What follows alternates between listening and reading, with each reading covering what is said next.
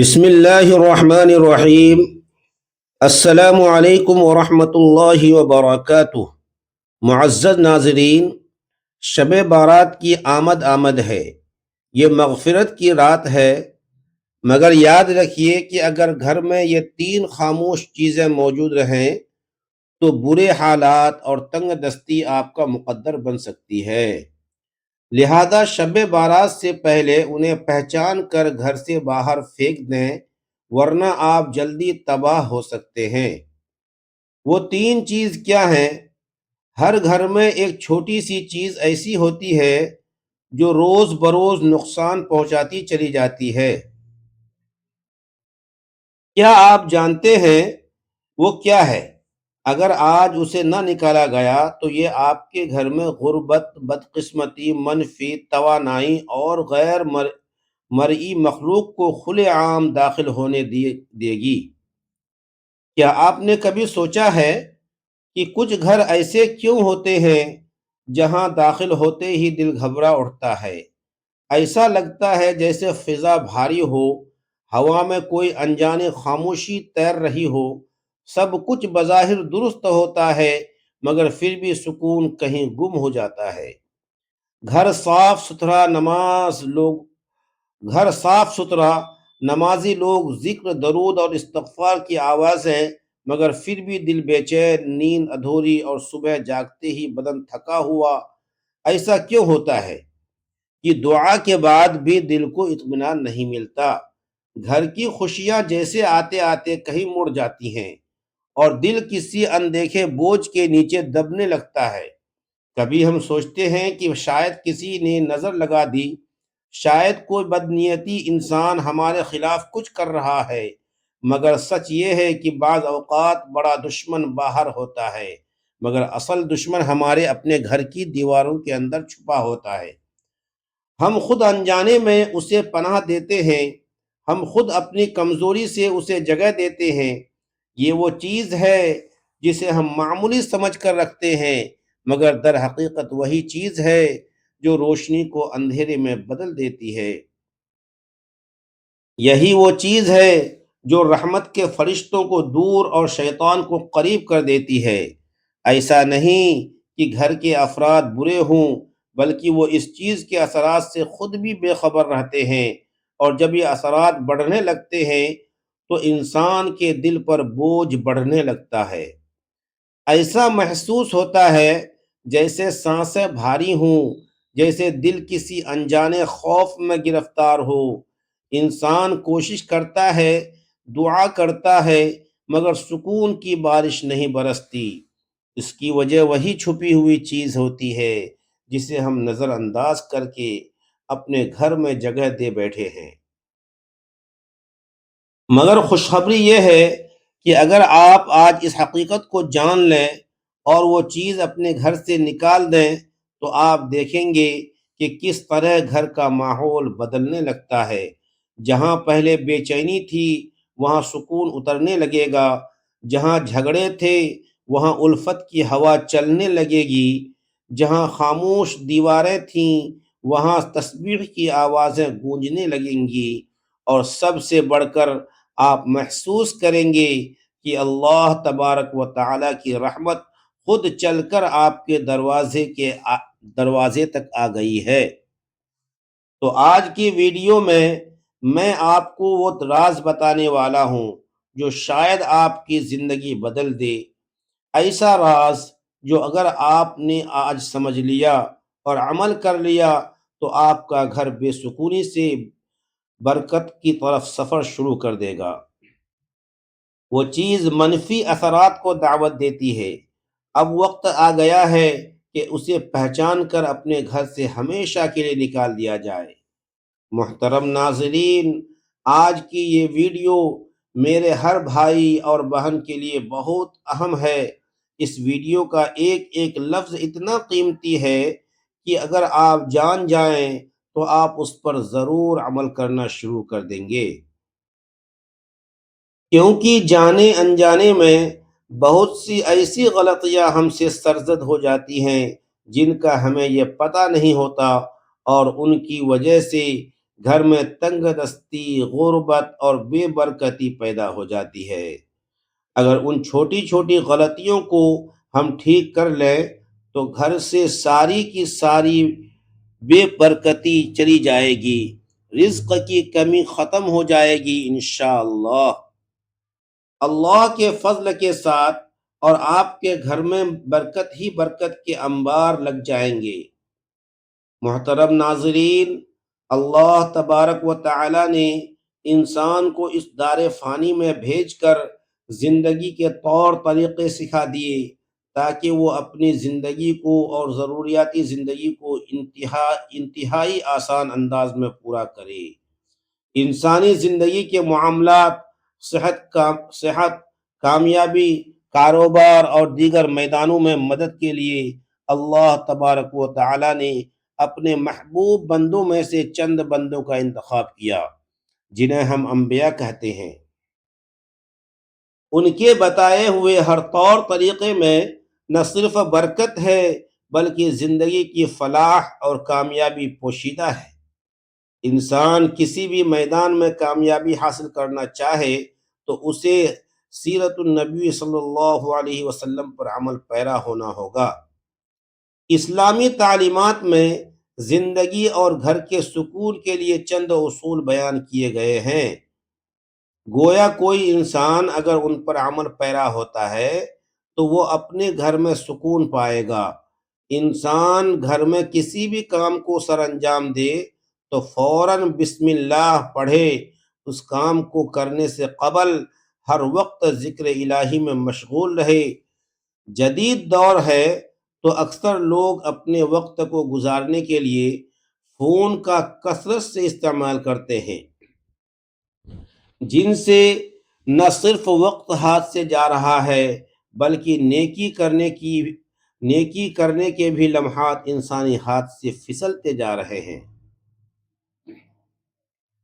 کوشش اور اہتمام اس بات کا کرنا چاہیے کہ جب بھی گھر میں کسی بھی کام میں مشغول ہو، استغفر اللہ، اللہ اکبر، الحمدللہ، یا حی یا قیوم وغیرہ کے اذکار کو نہ صرف خود اپنی زبان پر جاری رکھیں بلکہ اپنے بچوں کو بھی اس بات کی ترغیب دیں۔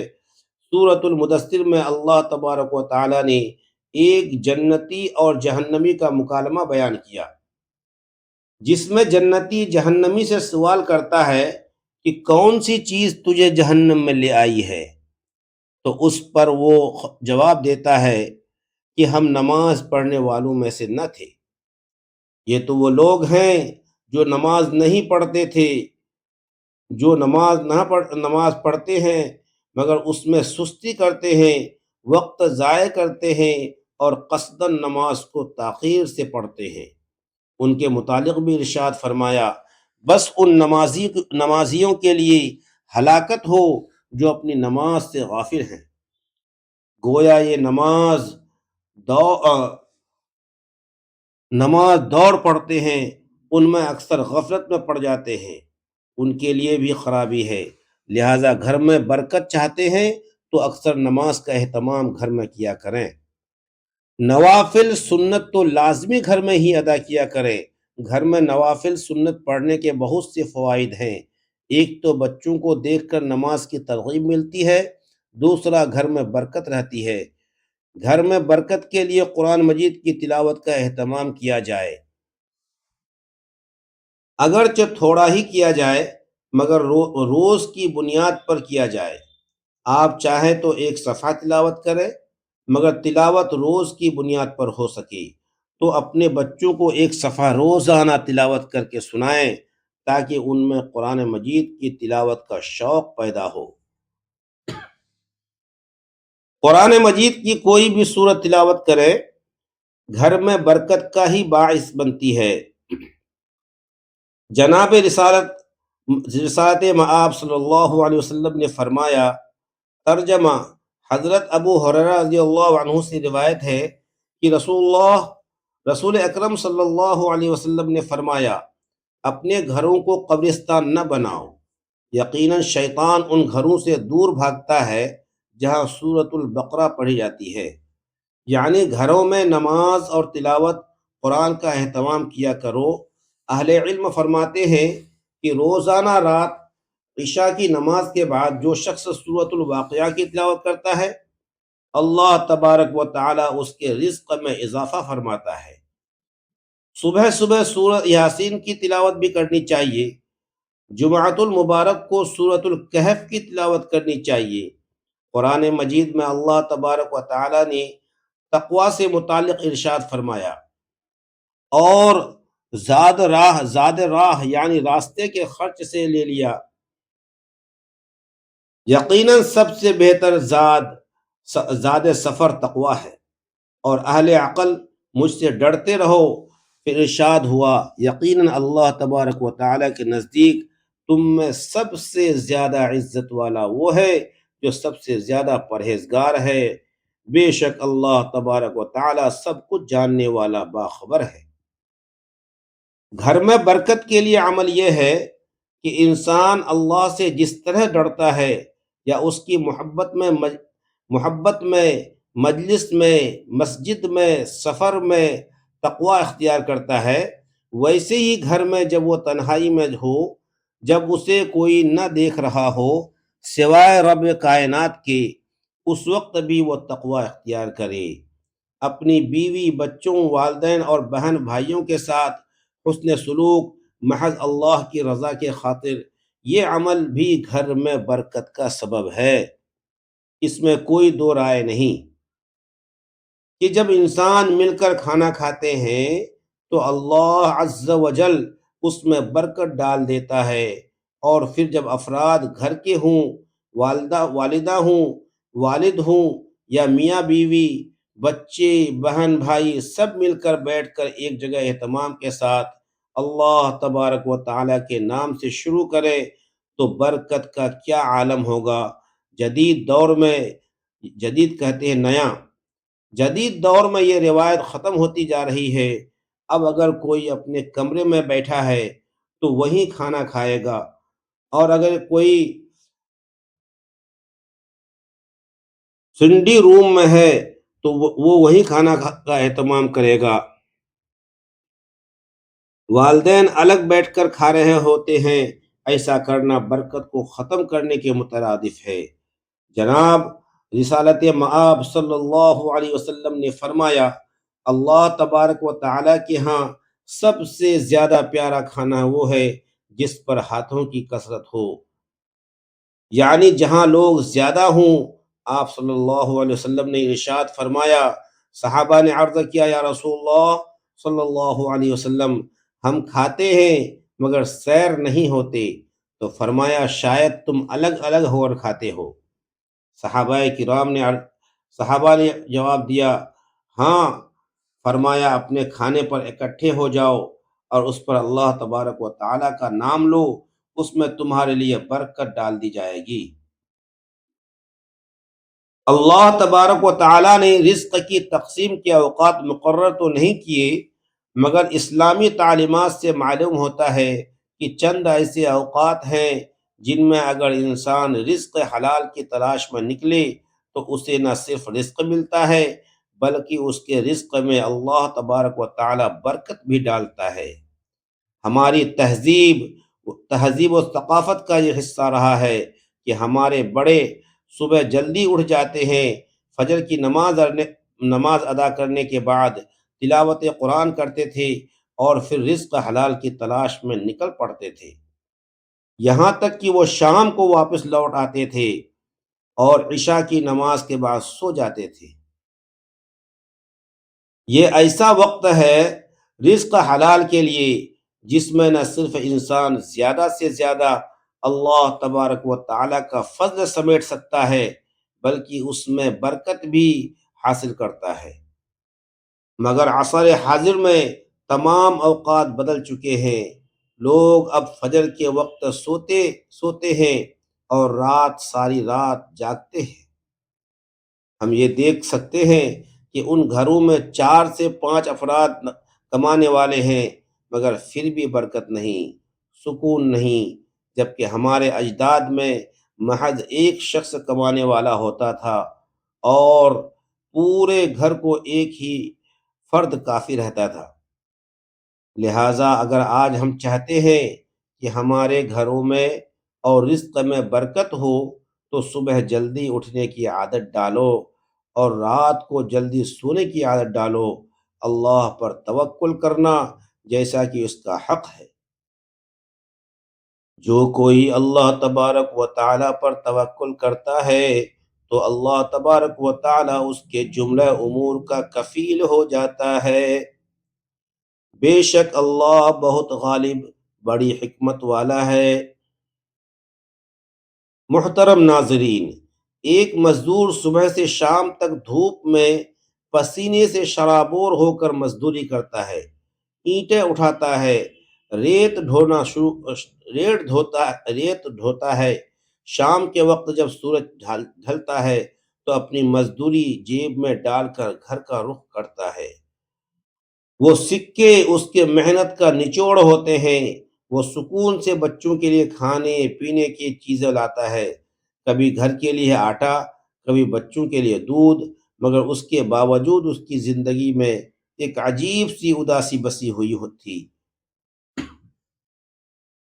نہ خوشی کا احساس، نہ اطمینان کا لمحہ، جیسے اس کے گھر کی دیواروں نے سکون سے دشمنی کر لی ہو۔ ہر رات وہ سجدے میں گر کر اللہ تبارک و تعالی سے کہتا ہے، یا رب، میں حلال کماتا ہوں، فضول خرچی نہیں کرتا، نماز پڑھتا ہوں، ذکر کرتا ہوں، پھر بھی میرے گھر میں برکت کیوں نہیں؟ مگر جواب خاموشی کے سوا کچھ نہ ہوتا۔ دل بے چین رہتا ہے اور تنگ دستی جیسے اس کے دروازے سے چمٹ گئی ہو۔ آخر ایک دن اس نے گاؤں کے ایک بزرگ سے ملاقات کی۔ مزدور نے ان کے سامنے اپنا دکھ رکھا، آنکھوں میں نمی لیے بولا، بابا جی، میں حلال کماتا ہوں، حلال کھاتا ہوں، مگر پھر بھی میرا گھر بے سکونی کا گہوارہ ہے۔ خوشی جیسے میرے گھر سے روٹھ گئی ہے۔ بزرگ مسکراتے ہوئے اور نہایت نرمی سے بولے، بیٹا، آج کے دن کی مزدوری سے تم نے کوئی چیز نہیں خریدنی، 2 کلو مٹھائی لینا ہے اور میرے پاس لانا، میں اس پر کچھ دم کروں گا۔ جب شام کو گھر پہنچو تو دروازے پر رکھ کر اپنے کان لگا کر سننا کہ تمہارے گھر کے اندر سے کیا آواز آتی ہے۔ تمہارے گھر میں رکھی ایک چیز تمہاری تنگ دستی اور بے سکونی کے حال کا راز کھول دے گی۔ مزدور نے تعجب سے دیکھا، مگر چپ کر لیا۔ دن بھر کی محنت کے بعد شام ڈھلے اس نے 2 کلو مٹھائی خریدی۔ جیسے ہی اس نے اپنے گھر میں قدم رکھا تو 3 چیزیں گھر میں تنگ دستی، بے سکونی کو دعوت دے رہی تھی۔ پہلی چیز، جب دیواروں پر شکر کے بجائے ناشکری ہو، کچھ گھروں میں داخل ہوتے ہی ایک عجیب سی خاموشی استقبال کرتی ہے، نہ کوئی شور، نہ کوئی چیخوں پکار، ایسا محسوس ہوتا ہے جیسے ہوا نے بھی سانس روک لی ہو۔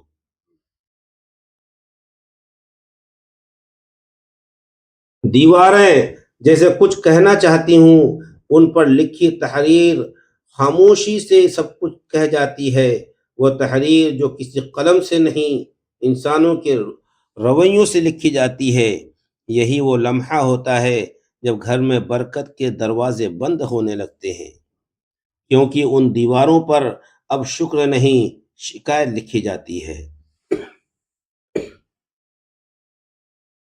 جہاں ہر گفتگو میں میرا نصیب کیوں نہیں کی گونج ہو، جہاں زبان پر ناشکری کا زہر اور دل میں مایوسی کی دھن ہو، وہاں رحمت کے قدم نہیں رکتے۔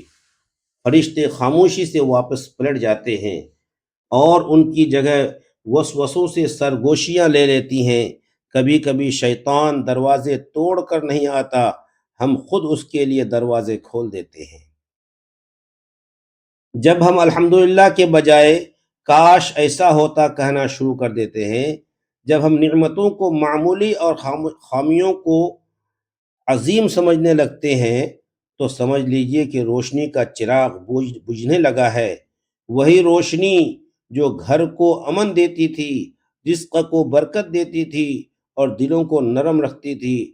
ناشکری ایک معمولی احساس نہیں، یہ ایک غیر مرئی زہر ہے جو آہستہ آہستہ پورے گھر کی فضا کو کھا جاتا ہے۔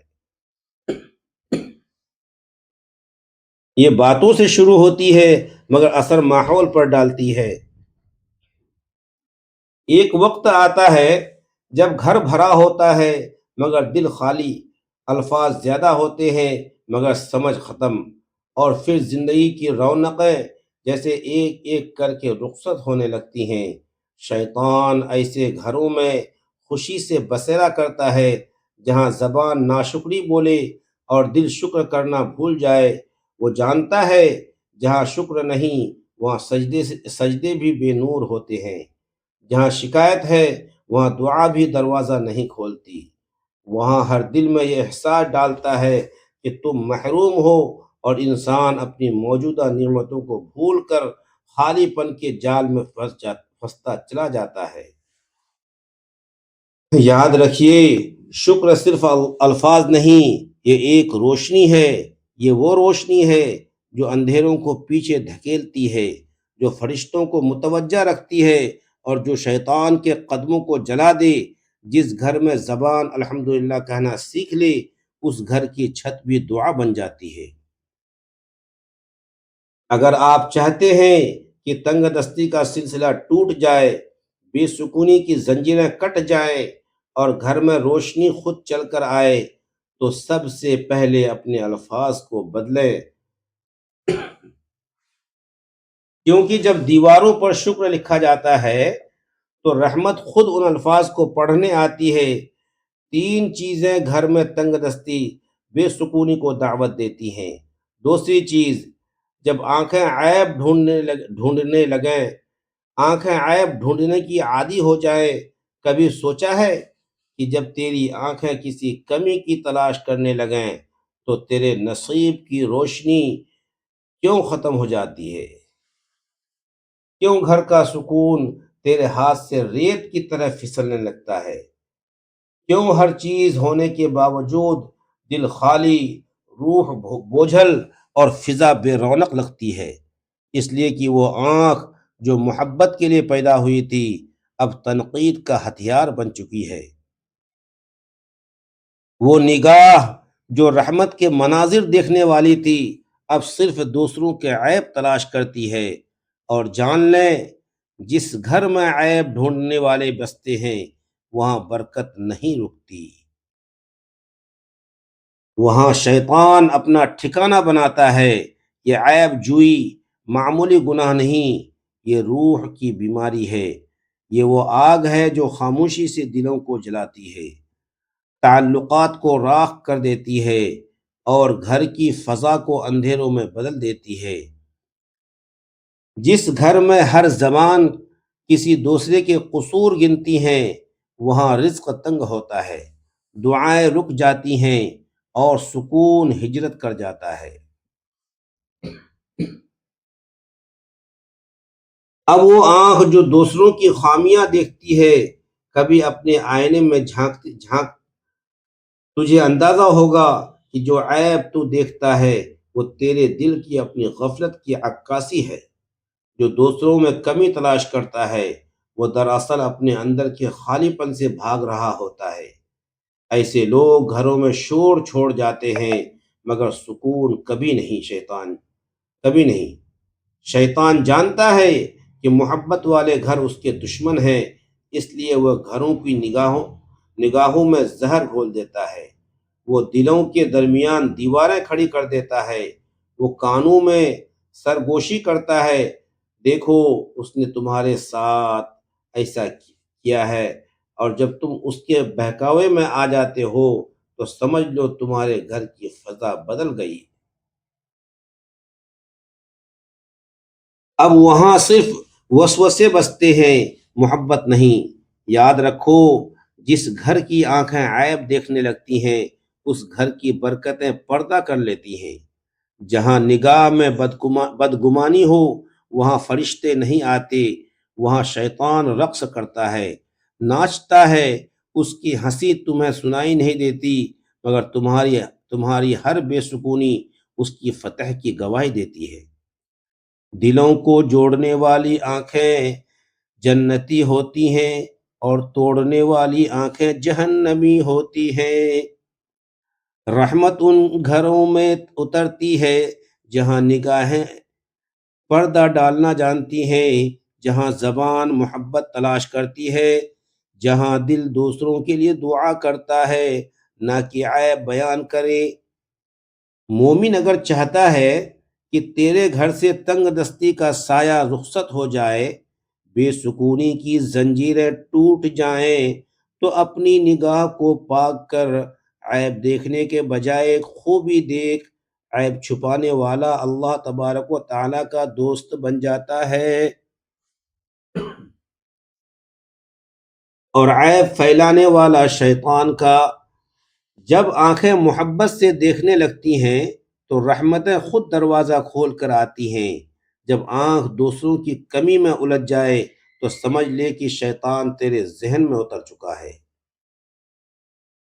تیسری چیز، جب دروازے دعاؤں سے نہیں آوازوں سے کھلے، کیا تم نے کبھی سوچا ہے کہ گھر وہ جگہ ہے جہاں امن اترنا چاہیے، جہاں ہر سانس میں محبت کی خوشبو ہونی چاہیے، جہاں دروازے کھلیں تو اسلام کی روشنی پھیلے، مگر اگر وہی دروازہ شور، تلخی اور چیخوں پکار سے کھلے، وہاں زحمت نے جگہ لے لی ہے۔ جب گھروں کے دروازے سلام سے خالی ہو جائیں تو وہاں فرشتے نہیں آتے۔ جب الفاظ بھاری ہو جائیں تو وہاں فضا بھی بوجھل ہو جاتی ہے، اور جب گفتگو میں تلخی پیدا ہو جائے تو برکت زمین سے اڑ جاتی ہے۔ یہی وہ لمحہ ہے جب شیطان دروازہ کھولتا ہے اور کہتا ہے اب یہ گھر میرا ہے۔ گھر کا شور صرف آوازوں کا نہیں ہوتا، یہ دلوں کے شور سے جنم لیتا ہے۔ جب ماں کا دل دکھی ہو، ماں کا چہرہ بوجھل ہو، بچوں کے لہجے میں کراہٹ ہو، تو یہ شور دیواروں سے ٹکرا کر واپس آتا ہے، اور آہستہ آہستہ وہ شور گھر کے در و دیوار سے روشنی کھینچ لیتی ہے۔ پھر وہی گھر جو کبھی سکون کا گہوارہ تھا اب بے برکتی کا مرکز بن جاتا ہے۔ یہ شور صرف الفاظ نہیں، یہ رحمت کے فرشتوں کے لیے بند دروازے ہیں۔ وہ گھر جہاں آوازیں اونچی ہوں، جہاں زبان تیز ہو، جہاں دلوں میں برداشت نہ ہو، وہ گھر اصل شیطان کا ٹھکانہ بن جاتا ہے، کیونکہ شیطان کو خاموشی نہیں، شور پسند ہے۔ اسے وہ گھر پسند ہے جہاں بحث ہو مگر دعا نہ ہو، جہاں غصہ ہو مگر صبر نہ ہو، جہاں میں ہو مگر ہم نہ ہو۔ اگر تم چاہتے ہو کہ تنگ دستی تیرا مقدر نہ بنے تو اپنے گھر کے دروازے آوازوں سے نہیں دعاؤں سے کھولو۔ سلام کو اپنی دہلیز کا پہلا لفظ بناؤ، درود کو اپنے دروازے کا پہرہ دار بناؤ۔ جب زبان سے سلام نکلتا ہے تو فرشتے جواب دیتے ہیں، مگر جب زبان سے شور نکلتا ہے تو رحمت کے دروازے بند ہو جاتے ہیں۔ ہر گھر میں خوشحالی، رزق، برکت اور محبت اس وقت اترتی ہے جب اس گھر کا پہلا کلمہ سلام ہو۔ ناظرین، اللہ تبارک و تعالیٰ سے دعا ہے کہ اللہ تبارک و تعالیٰ نیکی کی بات کو سننے، سمجھنے اور اس پر عمل کرنے کی توفیق عطا فرمائے۔ میرا سنانا اور آپ کا سننا اپنی بارگاہ الہی میں قبول و منظور فرمائے، اور ہمارا خاتمہ ایمان پر فرمائے، آمین یا رب العالمین۔ ناظرین، ویڈیو اچھی لگی ہو تو ویڈیو کو لائک کریں، دوستوں میں شیئر کریں، چینل کو سبسکرائب کریں، اور کمنٹ باکس میں اللہ تبارک و تعالیٰ کے 99 ناموں میں سے ایک نام ضرور ٹائپ کریں۔ اگلی ویڈیو تک کے لیے اجازت دیجیے۔ اللہ حافظ۔